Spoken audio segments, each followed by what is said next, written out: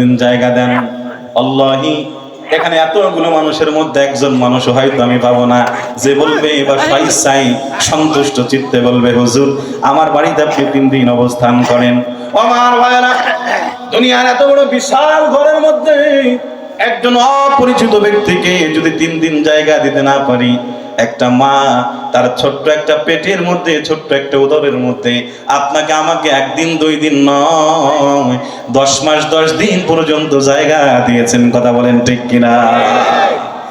বর্তমান আধুনিক বিজ্ঞান ডক্টর তারেক মাসউদ, পাকিস্তানের ফার্স্ট ক্লাস ডাক্তার, যিনি ডক্টর তারেক মাসউদ, উনি ওনার কিতাবের মধ্যে লিখেছেন একটা বাচ্চার যখন 7 মাস পূর্ণ হয়ে যায়, 7 মাস পূর্ণ হওয়ার সাথে সাথেই বাচ্চার আকৃতি, বাচ্চার দেহটা আর মায়ের দেহটা একেবারে সেম সেম হয়ে যায়, মায়ের রেহেমটা একেবারে সেম সেম হয়ে যায়। 7 মাস পেরিয়ে 8 মাসে যখন পদার্পণ করে, 8 মাসে পড়লে এক এক দিন করে যখন বাড়তে থাকে, বাচ্চাটাও একটু করে বাড়তে থাকে, বড় হতে থাকে, মায়ের পেটের মধ্যে আর জায়গা হয় না। আল্লাহ তাআলা ওই সন্তানের পাটাকে উঠায়া মায়ের কলিজার নিচে ফিট করে দেয়। ও বাবা, কাকে আপনি কষ্ট দেন? ও যুবক, কাকে তুমি বৃদ্ধা বলো? কাকে তুমি বুড়ি বলো? কাকে তুমি বুড়া বলো? কোন স্ত্রীর প্রেমে পাগল হইয়া, কোন শ্বশুর বাড়ির প্রেমে পাগল হইয়া তুমি তোমার বাবা মাকে বৃদ্ধ বয়সে ঘর থেকে লাথি মেরে বের করে দাও? কোন বাবা মায়ের অবদান ভুলে তুমি বাবা মাকে ঘাড় ধাক্কা দিয়ে বাড়ি থেকে বের করে দাও? কুড়িগ্রামের সেই ঘটনাটা মনে পড়ে যায়। লক্ষ্য করলাম কুড়িগ্রামের এক কুলাঙ্গার সন্তান, তার মা বিছানায় প্রস্রাব করার কারণে স্ত্রী অভিযোগ করছে, স্বামী ঠান্ডা পানি দিয়ে প্রতিদিন তোমার মায়ের বিছানা ধুইতে আমার কষ্ট হয়। যুবক সাথে সাথে প্রচন্ড ক্ষিপ্ত গতিতে রাগ হয়ে বইয়ের কথায় মাকে ঘর থেকে টেনে হেসড়ে বের করে, এমনকি ভিডিও দেখেছি মায়ের চুল ধরে পর্যন্ত টানতে টানতে বড় ঘর থেকে উঠানের মধ্যে ফেলে দিছি। শুধু ফেলে দিয়েই ক্ষান্ত হয় না আমার বাজানেরা, মনটাকে নরম করেন, কানটাকে খাড়া করে দেন। বানানো কোনো কথা বলছি না, ইউটিউবের মধ্যে সার্চ দেন, ফেসবুকের মধ্যে সার্চ দেন, পেয়ে যাবেন। কোলাঙ্গার সন্তান মাকে বাজো কোলে করে নিয়ে নদীর মধ্যে ফেলে দিয়ে আসলো, আর ধমকাতে ধমকাতে বলল, আরে বুড়ি, প্রস্রাব যত করার নদীর মধ্যে কর, আমার বউরে আর কষ্ট দিবি না। ও বাজান বলেন তো দেখি, এই সমস্ত সন্তানের জন্য আল্লাহর জান্নাত অপেক্ষমান না জাহান্নাম? আল্লাহর হাবিব বলেছে, আল জান্নাতু তাহতা কুদামিল উম্মাহাত, জান্নাত হলো তোমার মায়ের পায়ের নিচে। ধরে বলি সুবহানাল্লাহ। গোটা পৃথিবী যত বড় মূল্যবান হল না কেন, গোটা পৃথিবীর সমস্ত সম্পদ দিয়ে জান্নাতের একটা চেয়ার কি কিনতে পারবেন? কথা বলেন না কেন? আর সেই গোটা জান্নাতটাকে আল্লাহ তাআলা একজন মায়ের পায়ের নিচে দিয়ে দিয়েছে। বলি সুবহানাল্লাহ। এক সাহাবী এসেছে, ইয়া রাসূলুল্লাহ ওয়া ইয়া হাবিবাল্লাহ, ওগো আল্লাহর নবী, আমি জান্নাত পেতে চাই। আল্লাহর নবী কয়, তুই তোর মার বেশি বেশি করে সেবা শুশ্রূষা কর, তুই তোর মায়ের খেদমত কর, তোর মায়ের পায়ের নিচে আল্লাহ তাআলা জান্নাত রেখে দিয়েছে। এই জন্যই তো আল্লাহর হাবিব আরো বললেন, রিদার রাব্বি রিদাল ওয়ালিদাইন ওয়া সাখাতুর রাব্বি সাখাতুল ওয়ালিদাইন। বাবা মা যদি সন্তুষ্ট হয়, আল্লাহ সন্তুষ্ট হয়ে যায়। বাবা মা যদি অসন্তুষ্ট হয়ে যায়, আল্লাহ অসন্তুষ্ট হয়ে যায়। আমার বাজানেরা, বোঝাতে চাচ্ছিলাম, বাংলাদেশের এক নাম করা বিশ্ববিদ্যালয়, নামটা বললে আপনারা চিনে যাবেন। সেই বিশ্ববিদ্যালয়ে একজন নাম করা প্রফেসর, বৃদ্ধ বয়সে উনি ওনার মাকে বৃদ্ধাশ্রমে রেখে এসেছে। মা প্রত্যেকদিন কাতর নয়নে চাতক পাখির মতো জানালা দিয়ে বাইরের দিকে তাকায় থাকে, কখন আমার সন্তান আসবে, আমার কলিজা টুকরার ধন আসবে, আর ওকে দেখে আমি আমার চোখের শীতলতা করব। একদিন চলে যায়, সন্তান আসে না। 1 মাস চলে যায়, সন্তান আসে না। 3 বছর পরে সন্তান গেছে মাকে দেখার জন্য বৃদ্ধাশ্রমে। বানায় বলছি না, কিতাব পড়েন, পত্রিকা পড়েন, ঘটনাগুলো পাবেন। 3 বছর পরে যখন প্রফেসর সাহেব মাকে দেখতে গেছে বৃদ্ধাশ্রমে, দেখা মাত্রই বৃদ্ধ মা খাট থেকে নেমে সন্তানটাকে জড়ায় ধরে কপালের মধ্যে চুমু খায় আর বলে, সন্তান, আমি খাবার পাই আর না পাই, তোর চেহারাটা দেখলে আমার পরাণটা ভরে যায়। সন্তান ধমক দেয়, কয়, মা আমারে ছাড়ো। মা কয়, সন্তান, এত দেরি করলে কেন? আমাকে বৃদ্ধাশ্রমে রাখছিস, রাখ, কোনো সমস্যা নাই, আমি দুঃখ করি না, কিন্তু কয়েকদিন পরে পরে এসে কি আমাকে একটু দেখে যেতে পারিস না? সন্তান ধমক দেয়, কয়, মা তুমি কি জানো না আমি অমুক বিশ্ববিদ্যালয়ের প্রফেসর, আমার সময়ের বড় দাম, আমি সময় পাই না তোমাকে দেখার মতো। মার চোখ দিয়ে পানি ঝরে আর ডাক দিয়ে কয়, সন্তান, আমার মাথার উপর একটা ফ্যান, এই ফ্যানটা জং ধরে গেছে, পাখাগুলো ঘুরে না, সুইচটা নষ্ট হয়ে গেছে। সন্তান রে, আমার মরার পরে তোর কাছে ওসিয়াত করে যাই, আমার মরার পরে এই পাখাটাকে, ফ্যানটাকে তুই একটু পরিবর্তন করবি, নতুন একটা ফ্যান লাগাবি। সন্তান ডাক দে, কয়, মা বুঝলাম না কারিশমা, তুমি যদি মরেই যাও ফ্যানের দরকার কি? তোমার মরার আগে না হয় ফ্যান লাগালে তুমি ফ্যানের বাতাস খেয়ে যেতে পারবে, তুমি যদি মরেই যাও ফ্যান লাগায় লাভ কি? মা ডাক দে বলে, সন্তান, আমরা বৃদ্ধ মানুষ, আমরা আগেরকার জামানার মানুষ, আমরা আমাদের বৈধ টাকা দিয়ে হাড় ভাঙা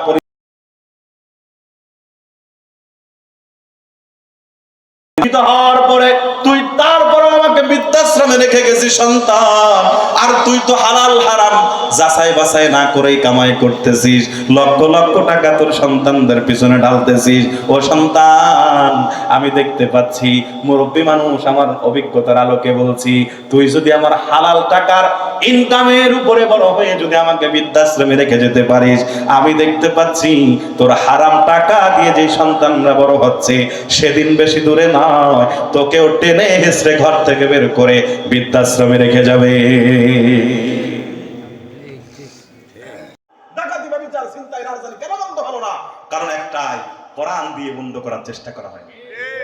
এবার এক চোর, কথাই তো আমার কথা মনে পড়ে, এক চোর চুরি করার জন্য ঘরের মধ্যে ঢুকতেছে, প্রস্তুতি প্রায় 20-25 বছরের, 20-25 বছর যাবত চুরির অভিজ্ঞতা তার। আবার চুরি করার আগে প্রস্তুতি পুরো শরীরে মাখাইছে সরিষার তেল, সরিষার তেলের উপরে মাখাইছে দ্বিতীয়বার গ্রিস। শরীর আর শরীর নাই, পুরো শরীর এখন পিছলার কারখানা। কি হয়ে গেছে? এখন চোর ঢুকছে ঘরে, ওদিক দিয়ে ঘরের মালিক, সেও চালাক কম না, মনে মনে করতেছে, হারে চোর, শুনছি চোরের 10 দিন আর গায়রস্তির 1 দিন, তোর 10 দিন শেষ, আজকে আমার 11তম দিন, আজকে তোর আমি ধরেই ছাড়বো। হয়েছে তাই, চোর যখন ধরছে, ঢুকছে, ঘরের মালিক খপ করে হাতটা ধরে ফেলছে। চোরের মধ্যে মোটেও চিন্তিত না, মোটেও পেরেশানি না, মোটেও কোনো চিন্তা নাই।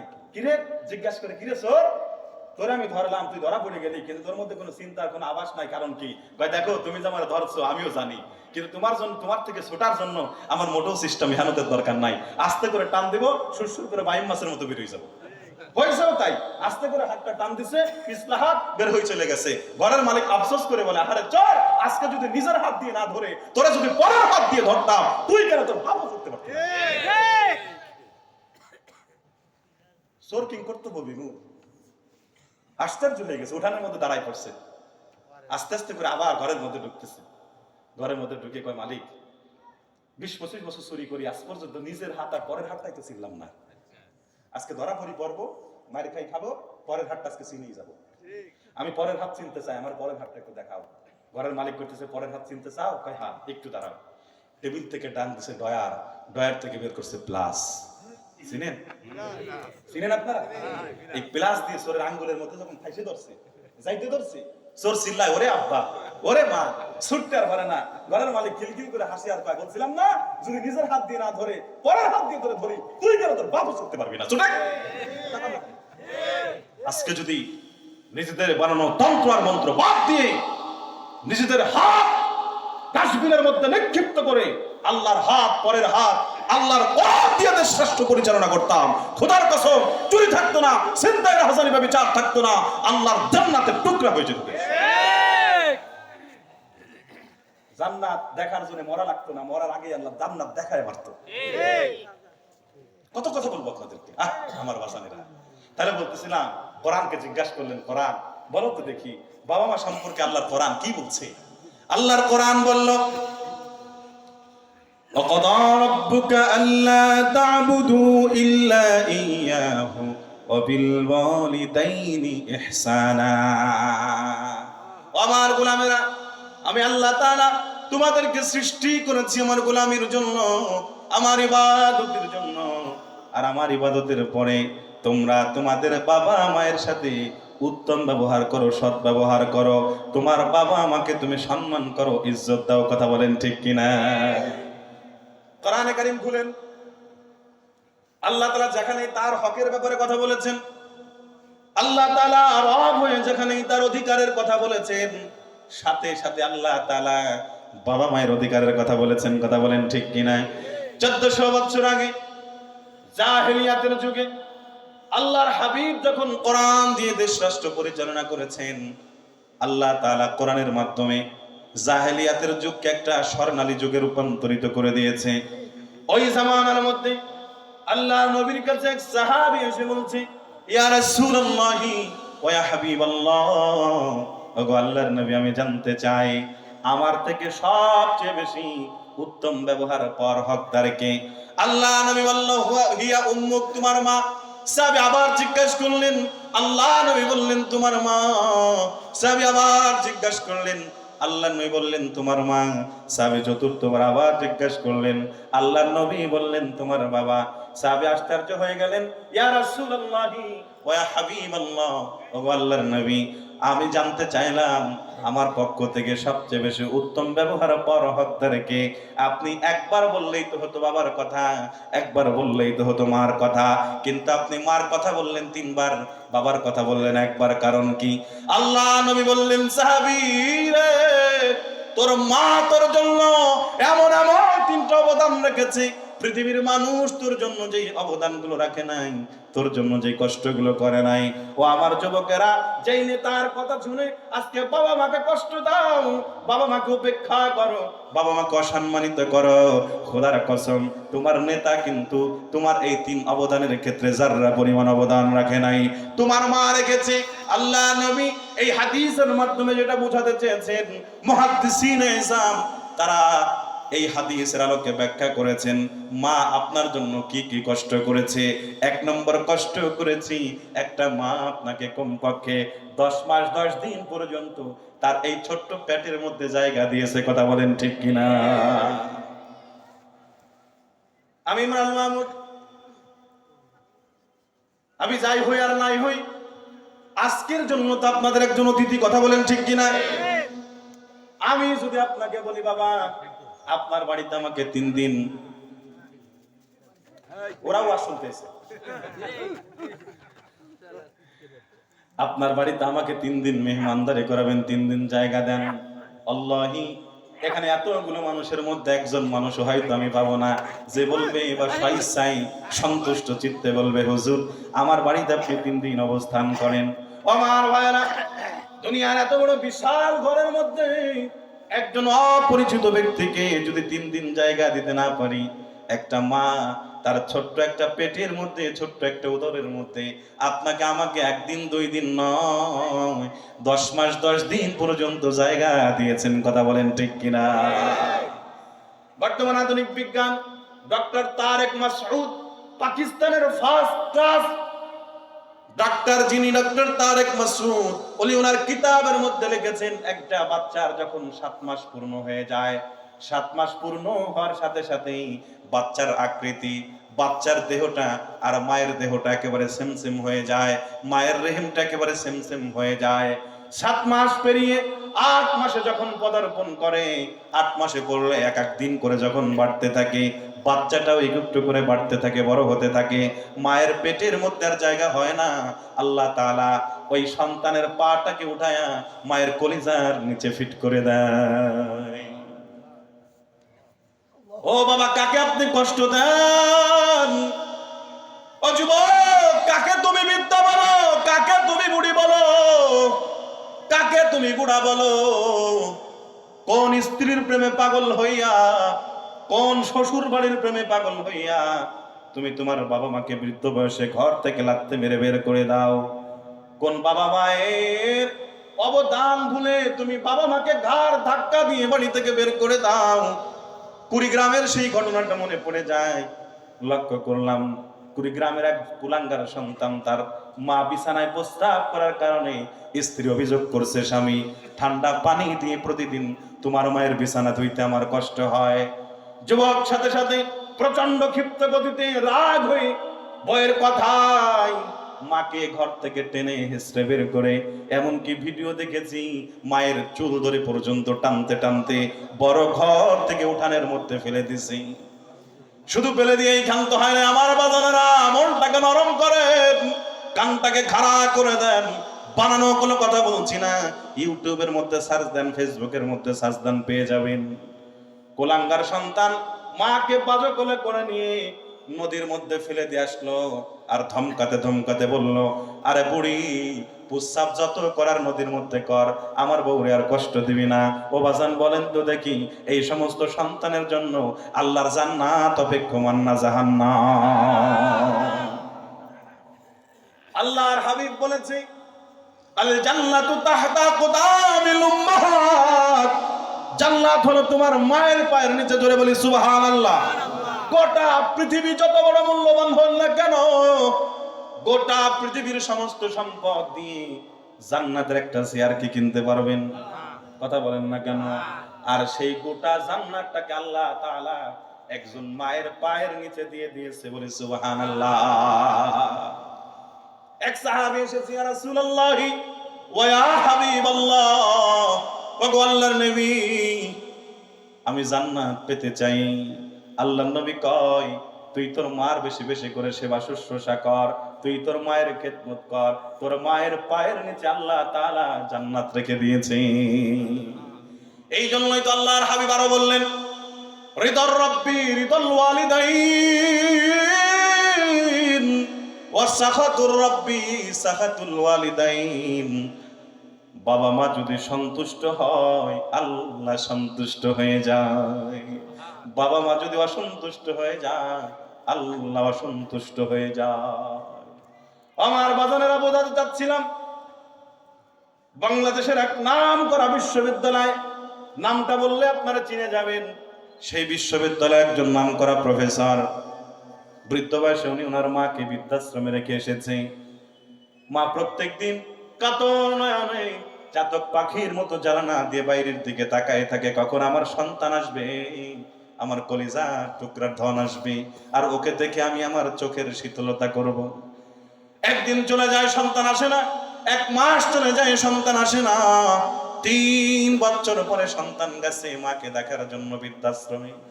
বানায় বলছি না, কিতাব পড়েন, পত্রিকা পড়েন, ঘটনাগুলো পাবেন। 3 বছর পরে যখন প্রফেসর সাহেব মাকে দেখতে গেছে বৃদ্ধাশ্রমে, দেখা মাত্রই বৃদ্ধ মা খাট থেকে নেমে সন্তানটাকে জড়ায় ধরে কপালের মধ্যে চুমু খায়, আর বলে, সন্তান, আমি খাবার পাই আর না পাই, তোর চেহারাটা দেখলে আমার পরাণটা ভরে যায়। সন্তান ধমক দেয়, কয়, মা আমারে ছাড়ো। মা কয়, সন্তান এত দেরি করলে কেন? আমাকে বৃদ্ধাশ্রমে রাখছিস, রাখ, কোনো সমস্যা নাই, আমি দুঃখ করি না, কিন্তু কয়েকদিন পরে পরে এসে কি আমাকে একটু দেখে যেতে পারিস না? সন্তান ধমক দেয়, কয়, মা তুমি কি জানো না আমি অমুক বিশ্ববিদ্যালয়ের প্রফেসর, আমার সময়ের বড় দাম, আমি সময় পাই না তোমাকে দেখার মতো। মার চোখ দিয়ে পানি ঝরে, আর ডাক দিয়ে কয়, সন্তান, আমার মাথার উপর একটা ফ্যান, এই ফ্যানটা জং ধরে গেছে, পাখাগুলো ঘোরে না, সুইচটা নষ্ট হয়ে গেছে। সন্তান রে, আমার মরার পরে তোর কাছে ওসিয়াত করে যাই, আমার মরার পরে এই পাখাটাকে, ফ্যানটাকে তুই একটু পরিবর্তন করবি, নতুন একটা ফ্যান লাগাবি। সন্তান ডাক দে, কয়, মা বুঝলাম না কারিশমা, আমি তুমি যদি মরেই যাও ফ্যানের দরকার কি? তোমার মরার আগে না হয় ফ্যান লাগালে তুমি ফ্যানের বাতাস খেয়ে যেতে পারবে, তুমি যদি মরেই যাও ফ্যান লাগায় লাভ কি?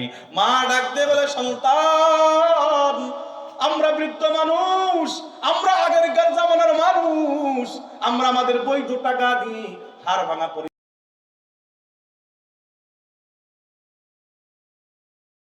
হওয়ার পরে তুই তারপর আমাকে বৃদ্ধাশ্রমে রেখে গেছিস সন্তান, আর তুই তো হালাল হারাম যাচাই বাছাই না করেই কামাই করতেছিস, লক্ষ লক্ষ টাকা তোর সন্তানদের পিছনে ঢালতেছিস। ও সন্তান, আমি দেখতে পাচ্ছি, মুরব্বী মানুষ, আমার অভিজ্ঞতার আলোকে বলছি, তুই যদি আমার হালাল টাকার ইনকামের উপরে বড় হয়ে যদি আমাকে বৃদ্ধাশ্রমে রেখে যেতে পারিস, আমি দেখতে পাচ্ছি তোর হারাম টাকা দিয়ে যে সন্তানরা বড় হচ্ছে, সেদিন বেশি দূরে নয়, তোকেও টেনে হেসড়ে ঘর থেকে বের করে বৃদ্ধাশ্রমে রেখে যাবে। আমার মুসলমান